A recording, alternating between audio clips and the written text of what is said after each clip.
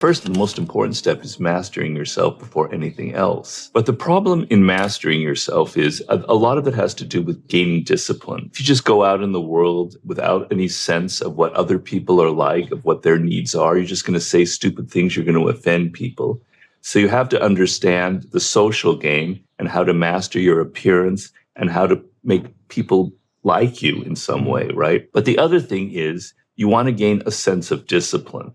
Self-discipline. It's no good if people tell you to do things, if people tell you to work, if they force you to do this, A, B, and C. It has to come from within. You have to have initiative. You have to be motivated to do things. And what I've learned over the course of writing my 7 books and through the course of my whole life is that you master yourself through learning something that you love, that interests you. That's how you develop discipline. So if you're studying things, if you're entering a career that doesn't suit you, that you don't really love, that isn't really your dream, then it's going to be very hard for you to master yourself. It's going to be very hard to gain that discipline. You're going to be tuning out. You're going to be distracted. You're going to be on your phone too much. You're not going to be focusing deeply, which is how you master yourself. To me, the key to life, the key to everything, the key to success is figuring out what you love. You got to first figure out, I call it your life's task, what you were born to create in this world.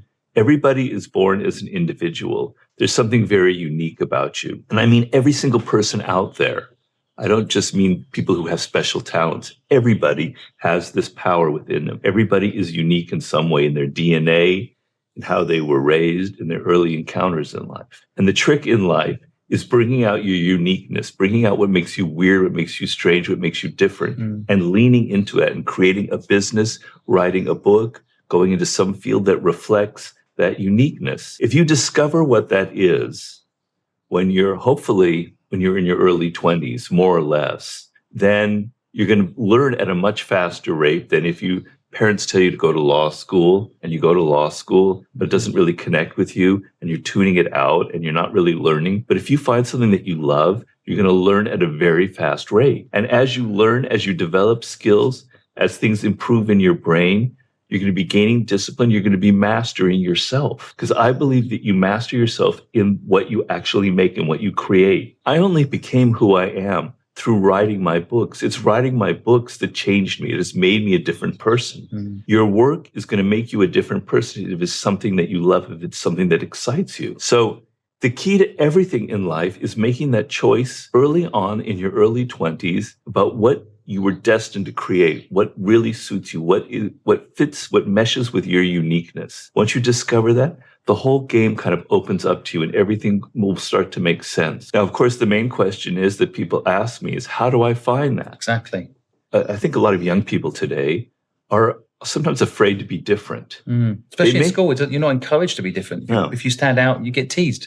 I mean, people like maybe dress differently and stuff, but truly being unique in your work, in your ideas, in your thinking, in what you love is something that a lot of people are afraid of. And if you look at anybody who's successful in music, for instance, they're all unique. There's nobody else like them. I mean, back in my day, I was a big David Bowie fan. There's nobody like David Bowie, right? These are people that understood their uniqueness. They weren't afraid of it. They embraced it and they used it. Okay, so that's extremely important. So the question is that I get asked a lot is, Robert, I don't know what my life's task is. I like A, B, C, D, E, F. I'm like at a supermarket and I can just choose all these different goodies and candies and things, but I can't figure out what's the one thing that I'm really made to create in this world. And the problem is, because this goes back to mastering yourself first, is you're impatient. People today, everybody who's young, I was like this when I was young, you're impatient. You want things right now. You want an answer. You want Robert Greene to tell you, this is what you were meant to do. This is how you find your life's task, A, B, C. I give you these clues and you're just going to find it like on an Easter egg hunt or something. It doesn't work like that. You have to be patient in this world. Figuring out who I am, figuring out what I love, figuring out what I was meant to do. It's going to take months. It could take years. You have to be patient. You have to be open and willing. It's an adventure. It's a journey that you're on.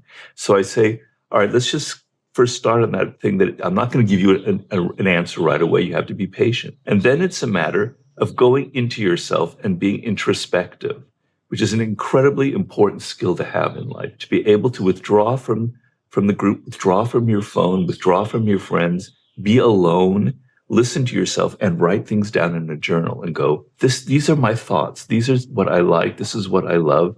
This is what I hate.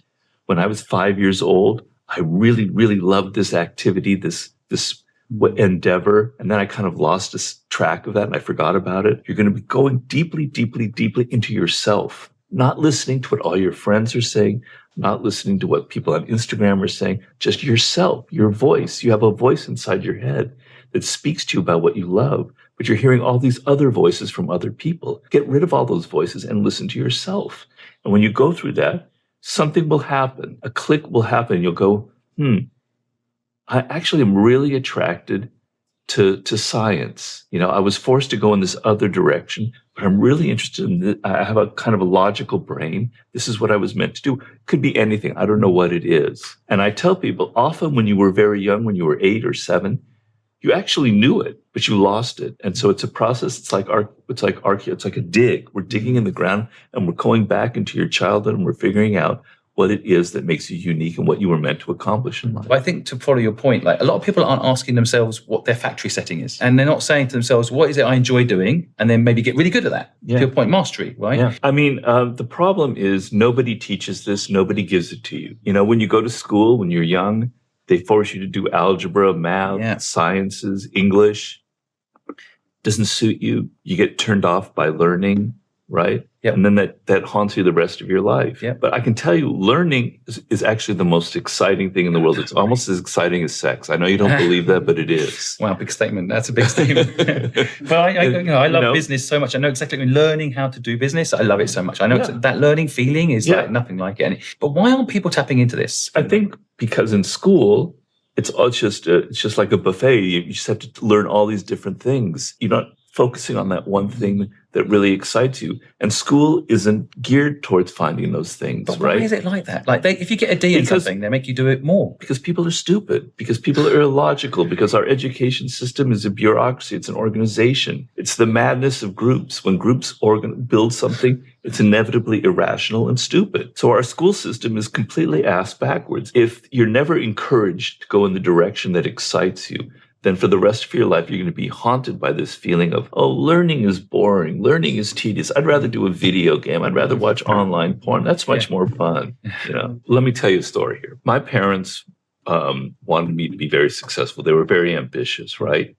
And they were kind of pushing me to go to law school, to medical school. And I was a literature person, right? I was just into books and learning and reading and novels, and I wanted to be a writer. And I wandered through life, my 20s. As I've told in many interviews, I had 50 different jobs. By the time I'm in my mid-30s, you could definitely say that Robert Greene was kind of a loser. I never made money, really good money. I went from job to job to job to job. I wasn't a complete failure, but I had not figured anything out. My parents were really getting worried about me because they didn't force me to do these things. And then I discovered what I love. I found writing these kinds of books that I wrote. I was never interested in money. I was interested in doing what I loved. And now I've made more money than my father ever made in his entire life. I made more money than I ever would have made if I had gone to law school or med school because I pursued what genuinely excited and fascinated me. Delayed gratification, you're partly talking about there, aren't you? So you just followed the dream, and then eventually all the wealth comes, whatever wealth is these days anyway. So what do we need to know about human nature? People are tricky.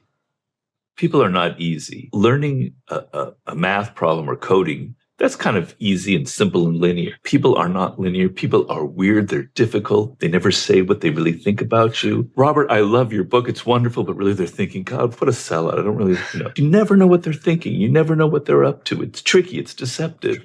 And it can drive you crazy. And if you enter the world 22, 23, they never teach you these things. And you enter the work world, and it's all political, and people have their egos, and they're all trying to get this or that, or you can take it personally and get very upset, and you can get emotional, and it can ruin your life. So I want you to think of understanding people as a skill as necessary as learning business, as learning coding, as learning algorithms, learning anything in life. And the only way you're going to learn about people is by interacting with them. If you're too virtual, if you're doing everything on your phone, you're not interacting with people, you're not going out and meeting them, you're not being social, that skill will atrophy. It's like a muscle you have to develop. Mm-hmm. And so you have to get to this point where I want to understand people. I want to read them. I want to be able to know what's going on and not be so lost. So the first thing is to realize, to get down on your hands and knees and go, I don't understand people. They're mystery to me. They cause me problems. Now you can take the next step. And the next step is you have to observe people. And the problem that most of us face is, quite honestly, we're more interested in ourselves than we are in other people. I make the point in my book, Human Nature, Laws of Human Nature, that we are all self-centered. We are all narcissists to some extent. We want to hear about ourselves. We love it when people talk about us. Other people, we don't think they're as interesting as us, but actually, other people are much more interesting than you are. Your thoughts are going round and round in circles, the same boring ideas. People are weird. They're strange. They have different experiences from you. They come from different cultures. Feel like you want to get inside people. You want to understand their stories. You're interested in them. And then use your imagination. And then be very attentive to people's nonverbal cues. But the most important thing about understanding human nature is that appearances don't matter. People create the appearance that they want you to see. So don't take the appearance people present to you at face value. Look behind the mask. I think it's such an underrated point that people don't understand how. Like, I ask people in the street what their dream is. The answers blow my mind. Like, I just find it so fascinating as well what's going on behind the eyes, there's so much more. And people do judge, not by how people look, but the jobs that they're doing. So we asked this guy who was in the bin, like what his dream is. And he had this most amazing dream. He was in the bin, taking something out of the bin to eat. He's like homeless. We couldn't tell what he was actually doing, but he was in the bin. And you would normally walk past this person, maybe with a little bit of fear. And then we actually asked him what his dream was. And his dream was incredible. Back to your point, I think we do judge a book by its cover. But a lot of people will be listening to this thinking, well, okay, so again, back to themselves. Right, I can go ask people, what they're about, and I can copy Simon, what's your dream? But how do I know, how does that help me?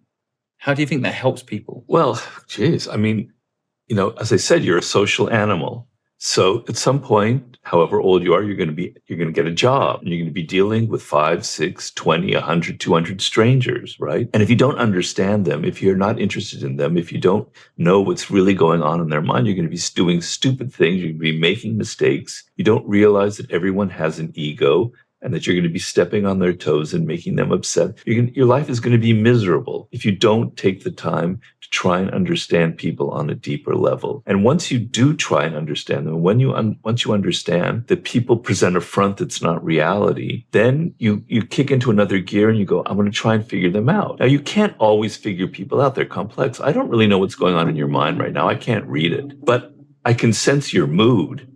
I can sense how you feel. I don't know your thoughts. But I can sense if you're kind of hostile, if you're open and interested. So you want to develop this interest in other people. You want to see it as a skill, and you want to observe them. And in my book, Laws of Human Nature, I explain 18 kind of facets, traits that humans have had for thousands of years. And I kind of take you through it step by step, just to give you one example. So I don't want to take up all the time here. I have a chapter on envy. Envy is an incredibly important thing to understand. Everybody feels it. I feel it. Even Elon Musk feels it. The most powerful people in the world feel it. It's so ingrained in human nature. And what it is we're constantly comparing ourselves to other people. That's how our brains work. Our brains work by comparing things. So if I'm on social media and I see people are traveling to Tahiti, they've got these wonderful families, they're married to this beautiful woman, I'm feeling envy, damn it. Even I'll feel envy, right? I feel it. Ryan Holiday, Yeah. My former mentee, he's far more successful than I am. I can feel envy for Ryan. We're all prone to it. And I want to show you where it comes from, how you feel it, how you can overcome that feeling and turn it into something productive. So understanding human nature is also about understanding and identifying toxic people before you let them into your life and they ruin you. One of the things I tell in the book about how to use your envy is, if there are people who have things that you wish you had but don't have, then use that as a spur, as something to stimulate you to get what they have, to become successful. I think positive envy, a bit like ego, and it can be powerful if it's a positive thing. Yeah. One aspect of envy is this thing called Schadenfreude. which means we feel joy when other people have a bad experience, right? It's an ugly emotion, but a lot of people have it. Yeah, I'm sure I've had it in my life. I'm sure you've had it. I can't think I have, actually. I'm being genuine. I can't think of a moment where I've enjoyed someone else's misery. Well, I say that. I used to have an agency. Yeah, okay. I just remember. And we go. beat a big company that said they were going to squash us, and we beat them. So but it was more like a competition type fight. Okay. Well, the other side of that, the opposite of Schadenfreude would be, I'm using German words, so excuse me, please, but Mitfreude, which means having pleasure with other people. So when other people have success, feel joy about them. Yeah. Force yourself to feel good about them. Force yourself to say, that's great. I'm so happy for you. You won't realize how wonderful that feeling is because it's not natural. It's not natural if your friends suddenly sell something great. Your first instinct is, well, why not me? Yeah. Instead, drop yourself and just go, I'm really, truly happy for that other person. It's a very wonderful emotion. There's two kinds of confidence. There's the confidence that's just pure bullshit, where you're just kind of presenting a confident front. And then there's the confidence that's a quiet confidence that's based on the fact that you know what you're talking about, that you have skill, that you've had success in life. So you don't need to brag. You don't need to kind of create the show, the performance of confidence. I can very quickly tell the difference when I meet people. What's the who has the real one, who has the fake one. But the main thing you want is, if you want to have confidence in life, it has to be built on something real. If, let's say, in the realm of seduction, which is one of my books, The Art of Seduction, being confident when you meet a man or a woman is very important, right? That sense of confidence carries over. They feel it, and it's very seductive. It's a very powerful quality. It's like charisma. If it's just you're trying so hard to feel confident, particularly women, they can see right through it, right? They can see the fakeness in that. But if it's built on the sense of, I feel comfortable, I've been successful before with other relationships, with seductions, if you want, it's based on something real. It feels real. Take it out of that. If it's like in your business world, you're not going to have confidence until you actually create something. But it can come in small pieces. Like in the first 3 months of this process, you find yourself learning skills. Okay, I'm going to start a business, right? I have a business in my mind. It's been my dream, right? Okay, I can't start right now because I don't have the funds. I don't have the money. Although you always do have the funds. You should start tomorrow anyway. But say I don't. I'm going to spend the next few months learning the first steps of the process. That already will build confidence that you're doing something, that you're not just living in your dreams and imagining it. So, okay, I'm going to learn. I'm going to go online, or I'm going to take a class. I'm going to learn what I need to do to get the funding to start my business. Already in those 3 months, you have a slight little foundation of confidence, right? Totally. It's based on something real. Now you go out and you do something. You try and get that funding, okay? You fail. You don't get what you want. You're a little bit frustrated. Okay, something didn't go right. I need to learn some more. But you don't give up. Giving up will screw all this whole process up. Yeah, never give up. I think that's an important part. Okay, all right. So it didn't work. I'm going to try again. All right. So you go back to square one. You read more, you think about it, and then you try again, and now you get it. Whoa, your confidence level is starting to rise, right? You don't want it to go from here to here because that's grandiosity. That's not going to go anywhere. Confidence must be built step by step, by action, by success, by success, by success. Right? So you're here. Now you're here. Wow, I got the funding. Now you're starting business. Starting business is hell. It's so complicated, it's so difficult. It's not going to be as easy as you thought, right? Okay, so you don't give up. You keep trying. And as you get any kind of success, you move on to that next level, on and on and on, you build it. Then, of course, inevitably in life, you're going to have failure. You're going to fall down, right? And your confidence is going to waver. But in the back of your mind, you will always have that memory of how you pushed past it, how you didn't give up, how you learned, how you got past the first failure. And it'll still give you a level of confidence that you can always fall back on. But the main point is, it has to be built slowly on things that are real, on things that you do. And if you do, it's confidence that will last you through your whole life. I think it's the best explanation I've ever heard of, like, it's good to fail. Because if you fail, you learn something. You go again and again till you learn something. And then you get the confidence because you failed so many times. You've got all the knowledge now to not fail. Well, failure is the entrepreneur's school. It's where you learn. I have the story in Mastery of Henry Ford. We'll start Ford Motor Company. You think your business is hard to start? Try starting an automobile company in the 1890s. Sure. Okay, the amount of capital necessary for starting it was insane, right? He didn't even have the trademark, did he, for the car at the time? No. So we had an idea about how he was going to do it, but his first company failed completely. He's going to start his second company, and everybody in the business goes, Henry Ford's a failure. We're not going to give you money. Once you fail in this business, you're gone. He somehow conned somebody into giving him money. Tried a second time. It was a disaster. It's even worse, an even bigger failure.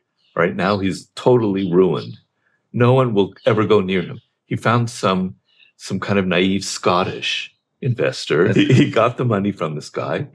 And now he understood exactly what he needed to do. He understood why he failed. He understood he had to create a factory system that had a certain kind of scale to it. He understood what the customer wanted. He learned so many lessons that his third one was a huge success, became Ford Motor Company and became the factory system. He said, I only learned how to be so successful through all of my failures. It's hard to learn things when everything's just an idea, when it's just abstract. We're concrete people, we're animals. We live in our bodies, right?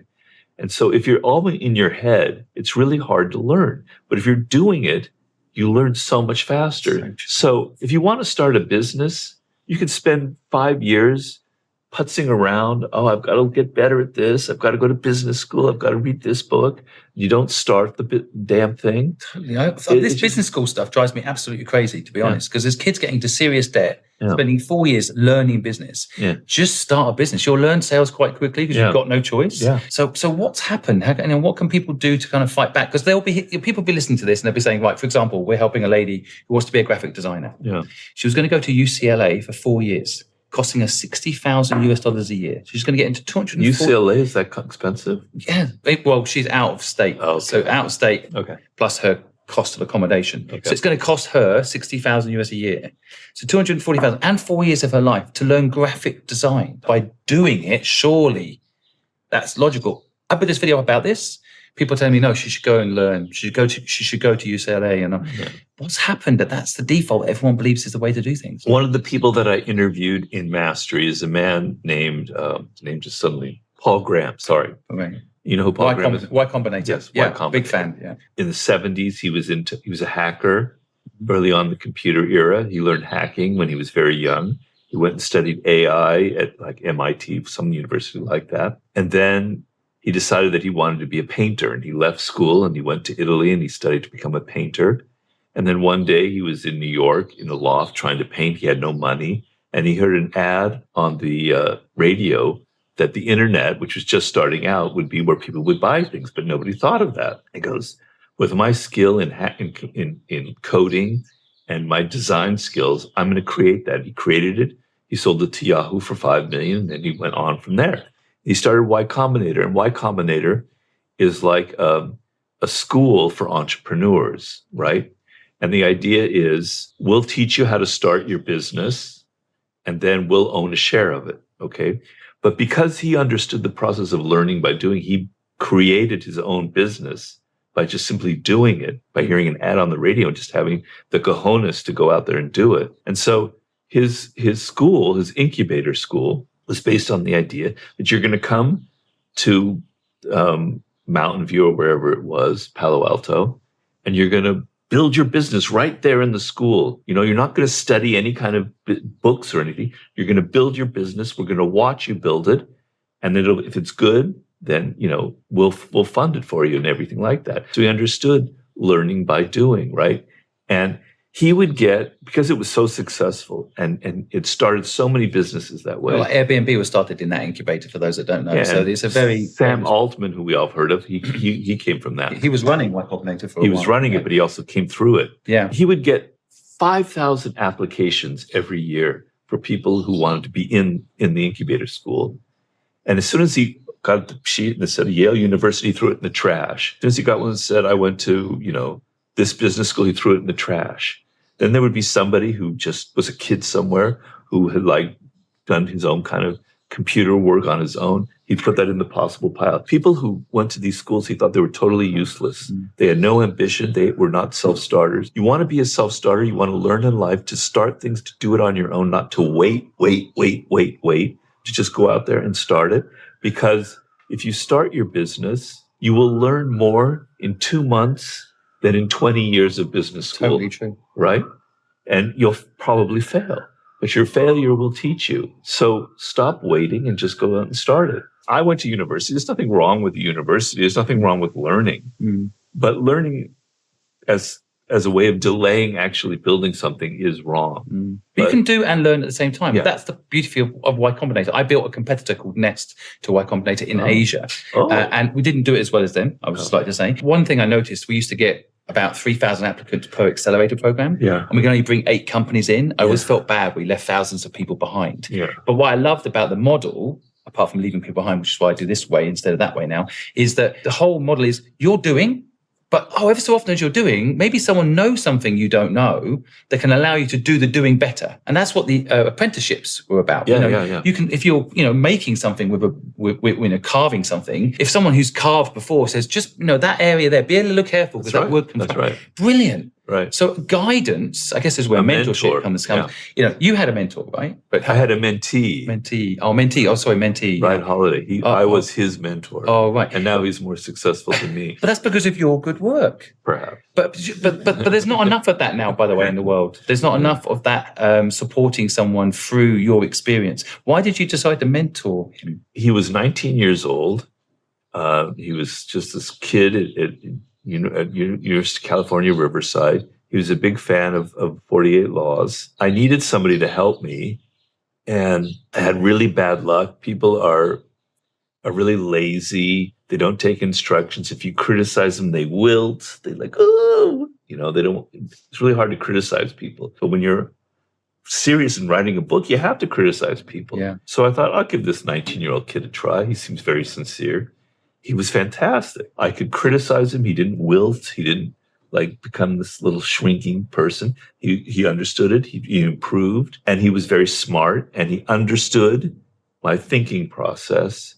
And so I can't take credit for him because he's very motivated, very ambitious, and he's extremely smart. But I helped him. I helped him along the way. I taught him. I got him a job at American Apparel where I was on the board of directors, which gave him the idea for his first book. So I can take credit for that. But I also taught him kind of the bread and butter of how to write a book, how to organize it, how to create notes, how to research. So I helped him in that sense. And now he's a global phenomenon. People are listening, and they I think learning by doing is quite an obvious thing, but people are scared to go and do it on their own. Just again, ask the same question kind of, but how, if people want to get a mentor, what do you think the way is to get someone to help you with the doing? Do you think there's any way you go about it? Well, not to promote myself, but I have a whole chapter on it in Mastery. Oh, okay. It's about mentorship and why it's so important. It's exactly what you said, that people can watch you. They can see that you're doing it this way,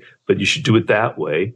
And giving you that instruction can save you years of not getting it correct. So it can be very valuable. Adapt relentlessly and reinvent yourself. The world changes at a very rapid rate. And so a lot of problems that people have, they come to me is, I got into this career. They're older people, and it was really great. I mean, you don't know how many people here in Los Angeles in the film business had a little niche job that was really comfortable, making a lot of money. And suddenly streaming came on, they lost it. Suddenly AI come on, they lost it. Horrible. It's a horrifying experience. And so this world is ruthless like that. The pace of change has never been like this in the history of humanity. You can't let yourself get trapped in a career that's going to be like that, right? You have to be flexible. The gold in this world now, in this economy, is having a variety of skills, not like all over the map, but within a certain framework. You've learned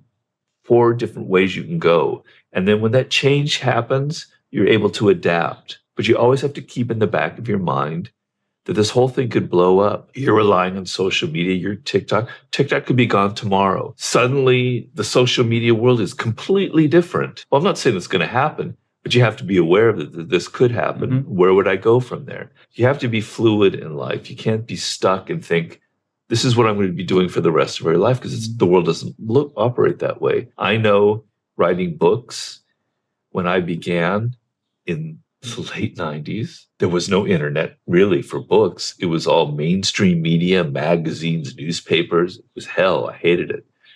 You know, and then the internet started coming about. And when I did the book with 50 cents, suddenly you had to kind of market yourself on the internet. Then that completely changed by the time my next book, each time my book comes out, the landscape is completely different. You know, nothing is the same, and I can't rely on what I did before.